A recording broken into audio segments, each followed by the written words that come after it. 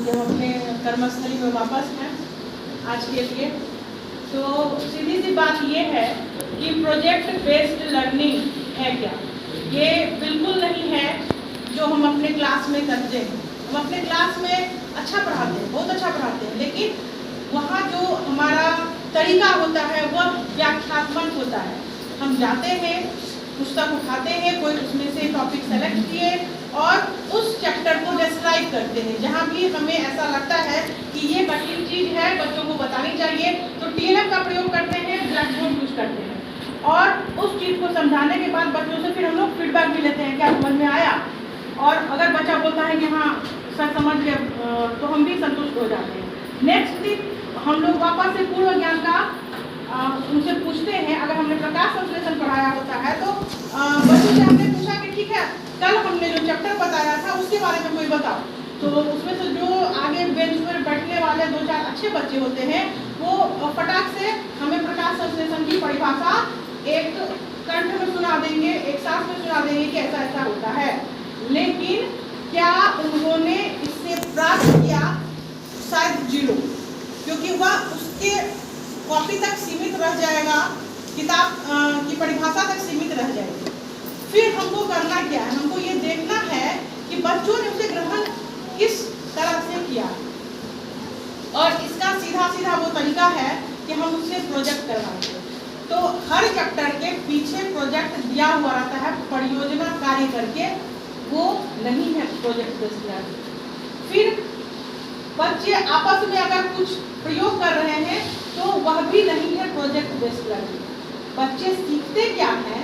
हम शिक्षक उन्हें इस पर प्रोजेक्ट बनाने के लिए स्वयं या हैंडबुक की सहायता से कहेंगे। जैसे अगर प्रकाश संश्लेषण की ही बात करते हैं तो अगर हम बच्चों को गमले में ही कोई पौधा लाकर और उसे किसी अंधेरे रूम में उसके बारे में कहेंगे, या कुछ बीज लाके और उसे अंकुरित करके उसका फीडबैक लिखने के लिए कहेंगे कि वह कब अंकुरन हुआ, पौधा कितना बड़ा हुआ भी कि नहीं हुआ, अगर वहाँ पर प्रकाश संश्लेषण की क्रिया नहीं हो रही है तो वहाँ पर हमें प्रोजेक्ट बेस्ड लर्निंग समझ में आता है। सीधी सी बात है, SCERT और NCERT और बहुत सारे विद्वान मिलकर हमारा जो ये सिलेबस है वो सिलेबस तैयार करते हैं। और वह सिलेबस ऐसा होता है कि वो बच्चे किस प्रकार अपने जीवन को व्यवहारिक तौर पर जी पाएंगे, कैसे सीख पाएंगे, वह है ना कि वो कोई ऐसी चीज है कि हमको वो याद करके और एग्जाम में जाके एग्जाम देने के लिए जाना है। हमारा जो पढ़ाई का सिलेबस बनता है वो इसलिए नहीं बनाया जाता कि हमको कोई जॉब जाके क्रैक करता है, बस वो इसलिए बनाया जाता है कि हम अपने दैनिक जीवन की क्रिया को अच्छे से कर पाएंगे। तो यह जो PBL है, प्रोजेक्ट बेस्ड लर्निंग, प्रोजेक्ट करना है हमें नहीं, हमें अपने बच्चों से करवाना है, हमें गाइड करना है, वह बच्चों के लिए है।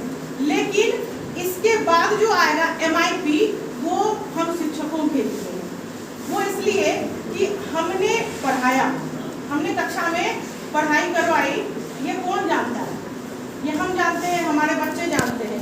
कहीं कहीं होता होगा कि प्रधानाध्यापक भी जाके देख रहे हैं रूम में और उन्होंने देखा कि सर ने ये पढ़ाया, मैडम ने ये पढ़ाया और अच्छा पढ़ाया है, लेकिन उसका कोई प्रूफ नहीं है हमारे पास। तो सरकार ये कर रही है कि हमें उसका प्रूफ देना होगा कि हम क्या पढ़ा रहे हैं, कर क्या रहे हैं, और उसका प्रूफ ये MIP देगा। सरकार कोई भी काम सीधे सीधे तरीके से फिलहाल कर नहीं रही है। जैसे उनको हम लोगों से जो अटेंडेंस बनवा रही है वो भी हम चाहते हैं चाहे इस शिक्षा पे बना रहे हैं, आउट हो रहे हैं, जो भी कुछ कर रहे हैं, तो उनका ये लक्ष्य है कि हम अपने शिक्षकों तक डायरेक्ट वे में पहुंचे कि हमारे शिक्षक आके क्लास में करते क्या है, और वो उसका सबूत मांग रही है, और वो सबूत हम MIP के रूप में देंगे। हम प्रोजेक्ट करवाएंगे और प्रोजेक्ट का चार्ट पेपर पे अगर हमने कुछ बना लिया तो वो बिल्कुल प्रोजेक्ट के रूप में नहीं माना जाएगा। इसलिए हमको ध्यान रखना है, क्योंकि जब भी प्रोजेक्ट की बात आती है तो हमारे दिमाग में सबसे पहली बात यही आती है कि ठीक है, हम उसकी परिभाषा लिखेंगे, कुछ फोटो बनाएंगे, चार्ट पेपर पे तैयार करेंगे, वॉल पे चिपका देंगे, ये हो जाएगा हमारा प्रोजेक्ट। बिल्कुल नहीं, ये हमारा प्रोजेक्ट है ही नहीं। जैसे गणित में कोई चैप्टर है जानवरों का आश्रय स्थल, तो इस पे प्रोजेक्ट ये हो सकता है कि हम कबाड़ के जुगाड़ से कोई ऐसा स्थान बनाए, कार्टून लेके या कोई ही ऐसी बेकार से वस्तु लेंगे जिसमें एक जानवर को बना के दिखा दिए, वहाँ पे उसका भोजन क्या है वो दिखा दिए। इस प्रकार का प्रोजेक्ट होगा। और प्रोजेक्ट इसलिए भी बनाना आवश्यक है क्योंकि उस प्रोजेक्ट की प्रदर्शनी प्रत्येक 3 महीने पर लगवाई जाएगी और उसी प्रोजेक्ट के आधार पे जिले में कोई एक प्रखंड विजेता घोषित होगा और उसमें से भी जो शिक्षक बेहतर कर रहे हैं वह उनको पुरस्कृत किया जाएगा। आने वाले दिनों में चर्चा ये भी है कि जो भी विज्ञान शिक्षक हैं, मैथ शिक्षक हैं और उन्होंने जो प्रोजेक्ट किया है, साथ में जो हमारे प्रधानाध्यापक हैं जो विज्ञान शिक्षकों की मदद कर रहे हैं, तो उनके द्वारा जो ये प्रोजेक्ट किया जाएगा और उनको जो ये सर्टिफिकेट प्राप्त हो रहा है उस सर्टिफिकेट को निकाल कर हम लोग रखेंगे और अपने अपने एब्सेंटी के साथ में पिनअप करके पीआरसी भेजेंगे। फिर जाके हमें लक्ष्मी माता का दर्शन होने वाला है।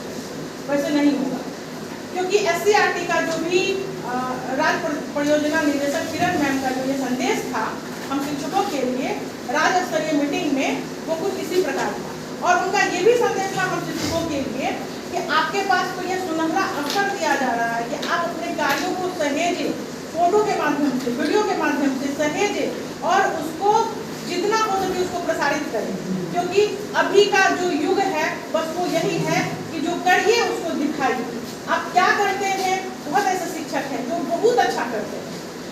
प्रतापगंज का एक स्कूल पब्लिक उच्च विद्यालय, वहाँ का जब अवलोकन हम लोगों के द्वारा किया गया तो वो स्कूल इतना बेहतर था कि मुझे लगा कि वो राज्य के बाकी शिक्षकों के लिए भी एक मिसाल कायम हो सकता है कि शिक्षक सभी मिलके विद्यालय को इस ऊंचाई तक ले जाते हैं।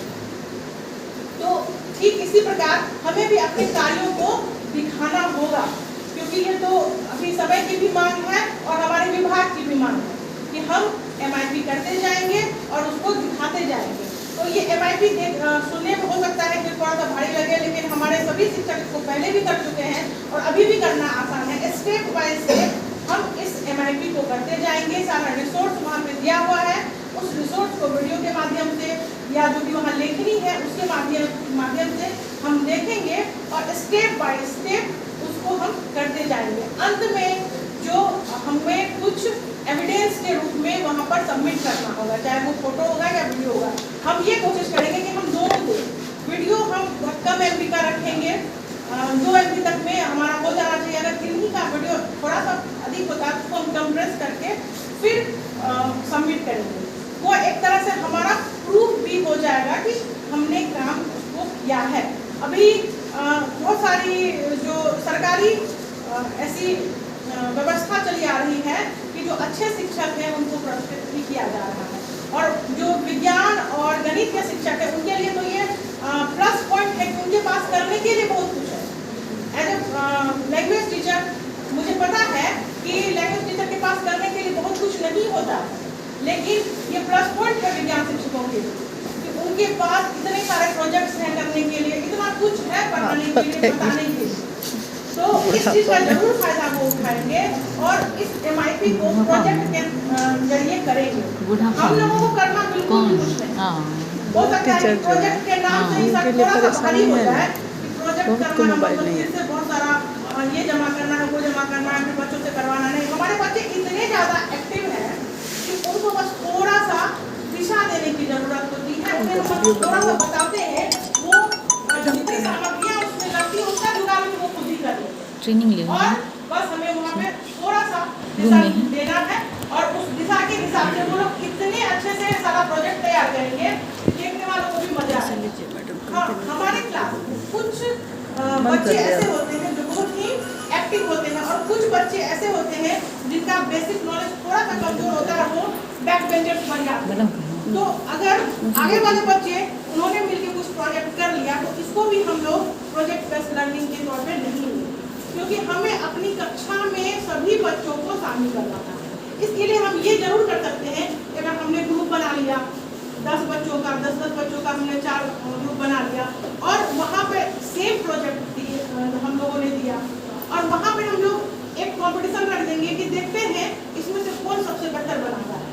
तो बच्चों के बीच में जब एक सुलभ सी कोई कंपटीशन होती है तो वो बड़े मजे से इसमें भाग लेते हैं और जब उसका रिजल्ट सामने में आएगा, जो बच्चों ने 3-4 प्रकार के प्रोजेक्ट्स बनाए हैं, तो हमारे लिए तो आसानी हो गया। हमें जो टास्क मिला हुआ है MIP करने का, उसके लिए हमें वो भी मिल गया और हम अपने स्कूल के किसी न किसी एक रूम को प्रोजेक्ट के लिए ही तैयार करके रख देंगे, जिसमें कि विज्ञान एवं गणित से संबंधित जितने सारे प्रोजेक्ट्स बनते हैं उसको वो वहाँ पे जमा करते जाएंगे।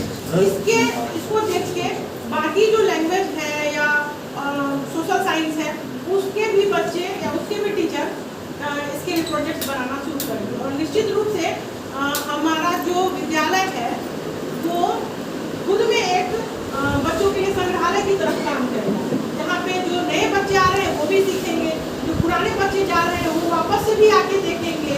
तो इसलिए भी MIP बहुत ज़रूरी है और इस MIP को हम लोग शिक्षा के माध्यम से करेंगे। शिक्षा जैसे हमने पहले भी बहुत सारा काम किया हुआ है, इसीलिए बहुत ज़्यादा हार्ड नहीं होगा हमारे लिए। तो फिर भी अगर कोई भी यहाँ पे परेशानी आएगी तो यहाँ पे हम लोग जितने भी तकनीकी टीम के मेंबर हैं उस परेशानी को आज हम लोग यहीं पर दूर करेंगे। और हर हाल में हमारा पिपरा ब्लॉक पूरे सुपौल जिले में सबसे नंबर 1 आना चाहिए। इसके लिए तो मुझे जितना कुछ करना पड़ेगा वो हर सहयोग मैं यहाँ पे करने के लिए तैयार हूँ।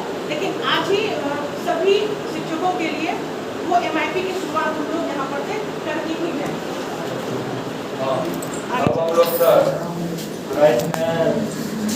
बहुत बार हम लोग किए भी हैं।